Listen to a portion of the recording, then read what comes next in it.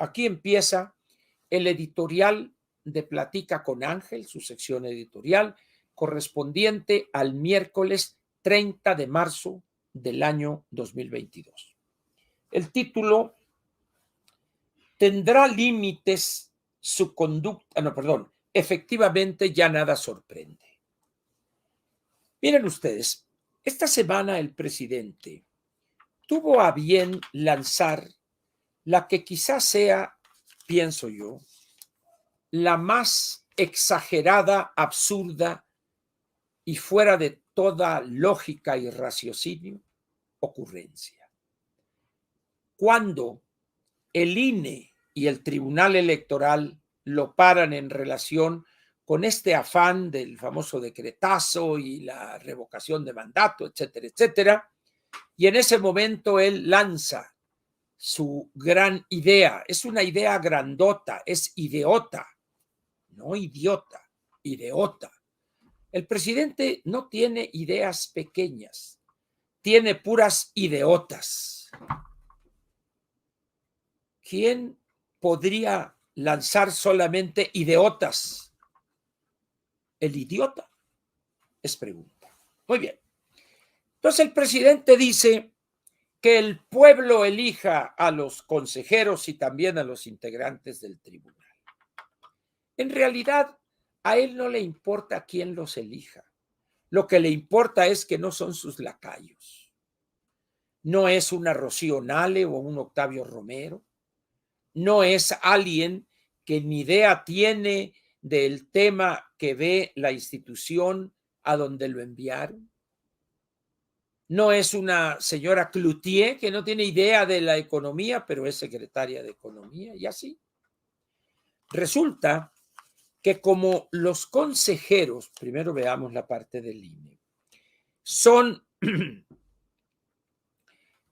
elegidos o designados, perdón, en la Cámara de Diputados, de un proceso muy interesante.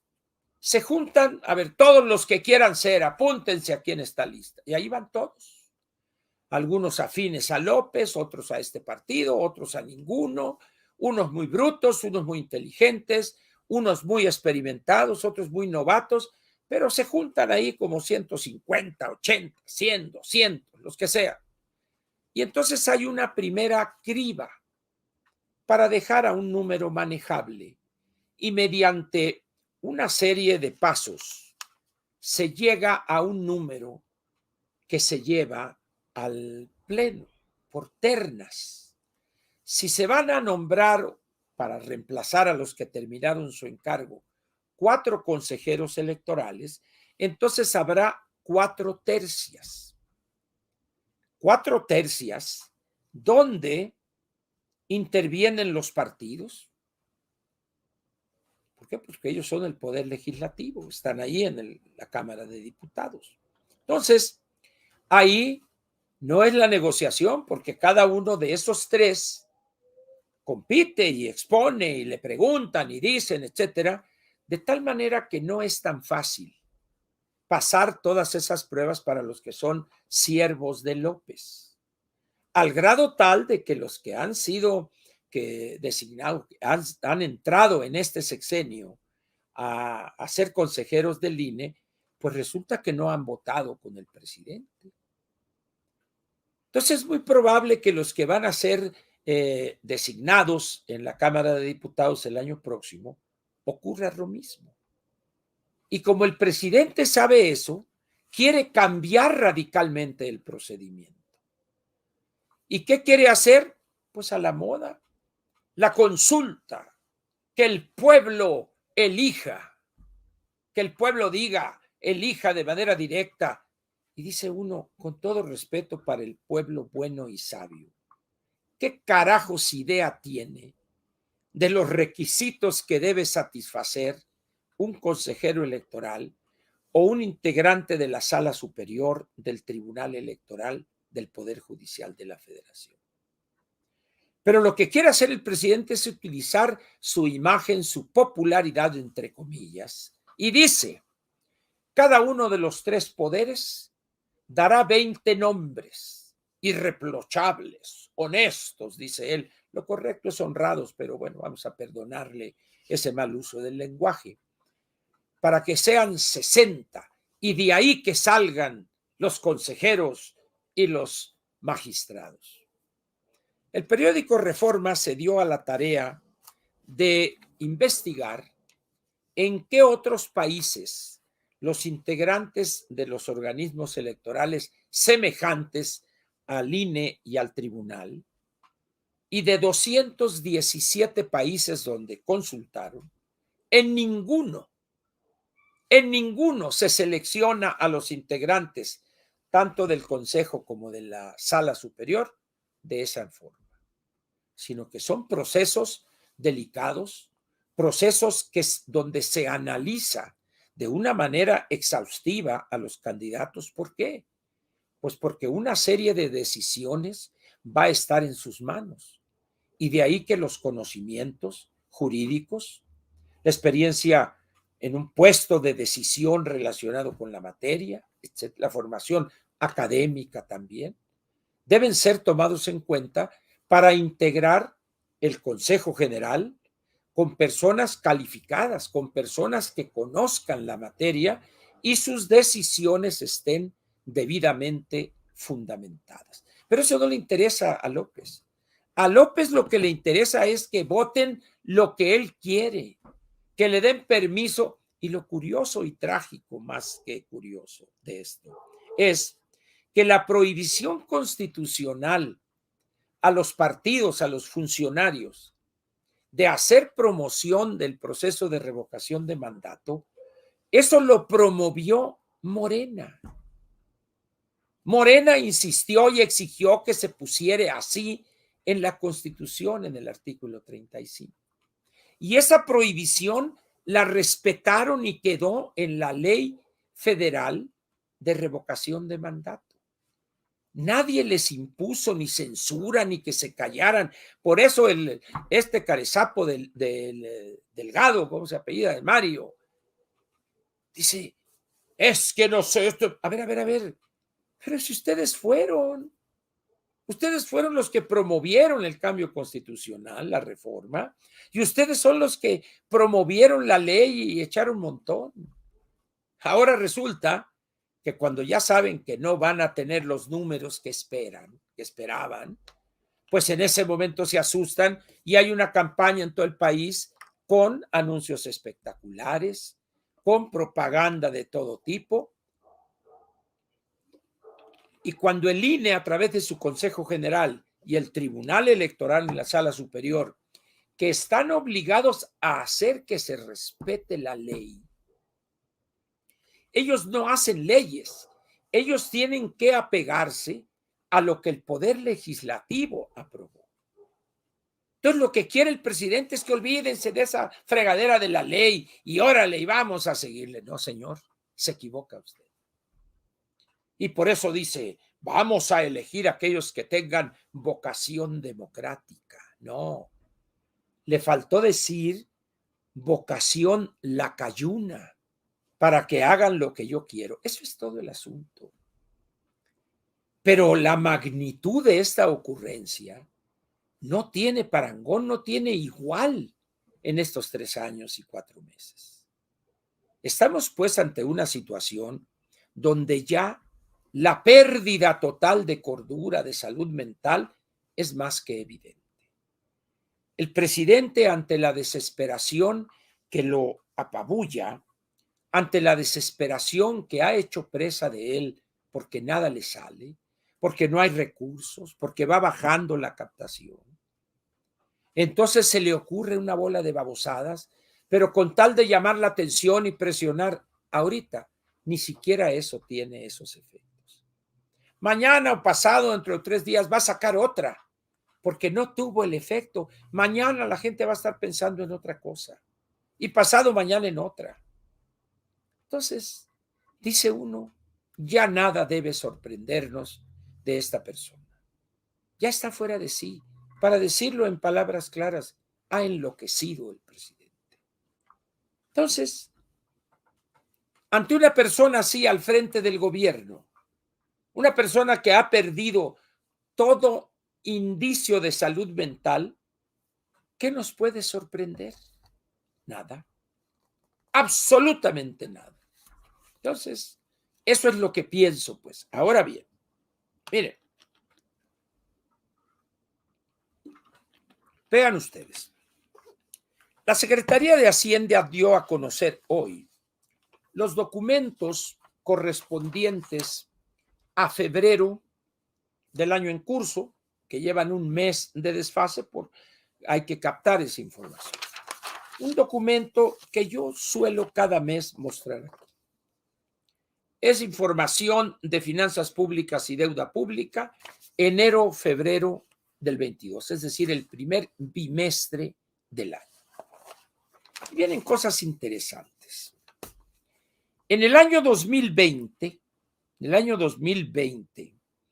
el 21, perdón, en el año 2021 se captó por concepto de IEPS, de gasolinas y diésel, 20,387 millones. Y ya en ese entonces, ya el gobierno le empezaba a bajarle al IEPS porque los precios ya amenazaban ir al alza. ¿Cuánto captamos el 22? 7,500 millones. Porque todavía no estaba a 0 pesos, 0 centavos el IEPS de los tres combustibles. Va a ver usted ahora los últimos días de abril cuando se dé a conocer el documento sobre marzo. De tal manera que entre enero y febrero, en el año 2021, se captaron 44,571 millones de pesos. Pero en enero-febrero del 22 se captaron nada más 18,855 millones. Quiere decir que cayó en el primer bimestre de este año con respecto al primer bimestre del año pasado aproximadamente 26,000 millones de pesos. Y lo más probable es que en marzo la caída del IEPS de diésel y gasolina, las dos, haya caído posiblemente a niveles que rayan en casi cero. En esas condiciones, pues, ¿de dónde va a sacar las finanzas públicas ese faltante? Y allá sale el Benito Juárez. Los altos precios del petróleo van a compensar y esto, porque si vendemos petróleo caro y vamos a un fifirichito ahí. ¿Y qué? ¿Cuánto te cuesta el gas natural? ¿Cuánto le cuesta al país? ¿Cuánto le cuesta el gas LP? ¿Cuánto le cuestan las gasolinas? Es decir, es el ridículo completo porque piensan que nadie revisa estas cifras. Ahora bien, vayamos a otro punto que es importante, que es la deuda.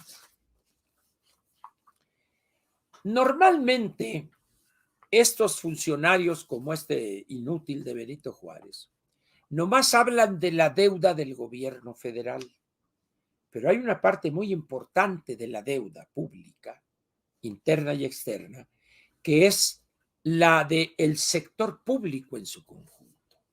¿Por qué? Porque cuando decimos sector público, estamos incluyendo banca de desarrollo, NAFIN, Banobras, etcétera, y también las empresas productivas del Estado. Ese es el panorama completo que tenemos cuantitativamente hablando. De tal manera, pues, que cuando revisemos en este documento mensual que les doy a conocer mes a mes, hay que revisar los saldos de la deuda pública. Saldos de la deuda pública del sector público federal. Muy bien. Y hay una cosa que se llama deuda bruta y deuda neta. A la deuda bruta hay que restarle lo que tenemos en activos. O sea, si yo debo 1,000 pesos, pero tengo en mi cuenta 100, la neta es 900 pesos. Bueno, es lo mismo aquí. Muy bien. La deuda neta del sector público federal a febrero del 22 es de 13,277,000 millones de pesos. Muy bien. Pero si nos vamos a noviembre del 2018, vamos a ver, a noviembre del 2018, que es cuando terminó el gobierno de Peña Nieto, la deuda neta del sector público federal era 10 billones 731 mil millones. Muy bien, vamos a hacer una cuenta muy sencilla. Vamos a sacar aquí mi calculadora financiera. Vamos a ver. Tenemos hoy, febrero del 22, este total de la deuda. Ahí le va. Es 13 billones 277 mil 807 millones. Esa es la deuda, repito, que teníamos en noviembre del 18. 13 billones 277 mil 807 millones de pesos. Muy bien. Vamos a ver ahora cuánto tengo de deuda. Perdón, esta es la que tengo. Ahí está, es el total de ahorita. Pero en noviembre del 18 tenía 10 billones, ahí le va, 731 mil, póngase abusado, 736 millones. Resulta que el crecimiento ha sido del 20%. Quiere decir que la deuda ha crecido 20%. La quinta parte de lo que dejó Peña Nieto es lo que ha aumentado este gobierno. Pero hay un elemento. Este año, o para este año, el Congreso le autorizó a este gobierno 915 mil millones de pesos para endeudarse, para contratar deuda. Y no le va a alcanzar por la caída en los ingresos. De tal manera que es muy posible que termine con la necesidad de financiar 1.3, 1.4 billones de pesos. Eso llevaría a la deuda de este gobierno a un nivel todavía más alto. De tal manera que las palabras de este señor cuando dice, no ha crecido la deuda en términos reales, por supuesto que ha crecido, señor. No diga mentiras, usted que se siente cristiano y el pecado se va a ir a quemar allá al caso más grande del infierno. Allá va a ir usted por mentiroso. Pero ¿qué sucede con el nivel de endeudamiento de este gobierno? Tiene usted personajes o personas que babean ante el bulto y se aferran, no ha crecido la deuda. Y cuando les dice uno, perdone señor, ¿ha revisado usted los documentos oficiales de Hacienda? No, bueno, entonces, antes de decir eso que es una soberana tontería, revise esos documentos para que se dé cuenta que la deuda ha venido aumentando sistemática y permanentemente desde el mismo mes primero de este gobierno, diciembre, y luego el año 19, el año 20 y el año 21 y los primeros 2 meses del año 22. López, pues, y su gobernación son una constante y permanente mentira. Esa es la realidad. Pero dada la salud mental escasísima, por no decir nula, que tiene el presidente, el señor miente, dice locuras, dice tontería y media. ¿Se acuerda usted cuando en una mañanera hace unos cuantos días un reportero le preguntó acerca del crecimiento para este año, las proyecciones, del 2.2 de los analistas en promedio? Él dijo, yo tengo otros datos. Es más, vamos a crecer al 5% este año. Y el año que viene, el 23, al 5 también, y el 24 también. Muy bien. El Benito Juárez ahora en la convención de Acapulco dijo, pues no se va a alcanzar el 4,1%. Muy bien. No dijo cuánto, pero ahorita ya hablan de que en los precriterios que se van a dar a conocer pasado mañana a más tardar, ahí probablemente venga un ajuste a la baja y quede, algunos hablan de que puede quedar en el 3.5, me parece una infantilada, pero respeto esas opiniones. Pero la verdad, ¿cuál es? Que la economía este año va a crecer a lo más el 2%. A lo más. ¿Quién le reclama ahí en la mañanera? Señor presidente, usted prometió y se comprometió al 5%, pero resulta que en el documento que acaba de entregar Hacienda hablan del 2,5 o del 2.3. Funcionarios de usted, el secretario de Hacienda. Yo tengo otros datos. Bueno, ¿cuáles son? ¿Por qué no se los da al secretario de Hacienda para que los ponga ahí en ese documento tan importante? Y luego ya le da la vuelta. Es que los neoliberales, es que Carlos Loret de Mola y Broso, etcétera. Está loco. Está ya fuera del mundo el presidente. Y no le importa que la realidad lo contradiga una y otra vez. No le importa. Por eso digo que este señor está enfermo. La realidad para él es una ilusión. La única realidad que acepta es la que tiene él, la que ha inventado él. Y la aplica en defender a Gertz Manero, en defender a Nale, a este, al otro, a Scherer y a su hermano y a no sé cuántos, y también mentir en cuanto a las cifras o en cuanto a los montos o los incrementos en algunos indicadores económicos. En esas condiciones, pues, ¿qué podríamos decir? Ya nada nos debe sorprender. Absolutamente nada. Ya cualquier ocurrencia, cualquier locura, es posible que la diga y la plantee como verdad axiomática el mundo. ¿Por qué? Porque él ya no vive en este mundo. Él vive en una ilusión, en la nube, como dicen ahora. Allá vive. Pues sí, pero nosotros tenemos que trabajar de acuerdo con la realidad, pagar nuestros adeudos de acuerdo con la realidad. ¿Qué más le podría decir para que usted se sintiera un poco motivado? Nada.